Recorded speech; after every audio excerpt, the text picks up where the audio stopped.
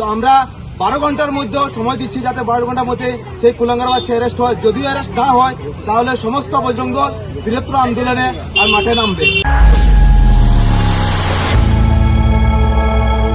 তো ইতিমধ্যে আমরা সোনাই থানা অবস্থিত দক্ষিণ কাছাড় জেলার সমস্ত বজরং দল, তো আমরা গতকাল 3 ঘটিকার সময় ফৈজুদ্দিন লস্কর নামের সোশ্যাল মিডিয়ার যোগাযোগ মাধ্যমে ফেসবুক পেজ থেকে একটি ভিডিও আপলোড করে, যে ভিডিওটির মধ্যে স্পষ্টভাবে হিন্দু সমাজকে টার্গেট করে কথা বলে এবং তিনি এটা বলে যে সমস্ত পয়েন্টে পয়েন্টে কাবুগঞ্জ থেকে নিয়ে ধলাই এবং ঢাকাবাজার এবং সমস্ত পয়েন্টে গোহত্যা করবে বলে আগামী শুক্রবারে সে কথা বলে এবং সেখানের মধ্যে সমস্ত মুসলমান সমাজকে আহ্বান করে যাতে দা কুড়াল নিয়ে এখানের মধ্যে উপস্থিত হওয়ার জন্য।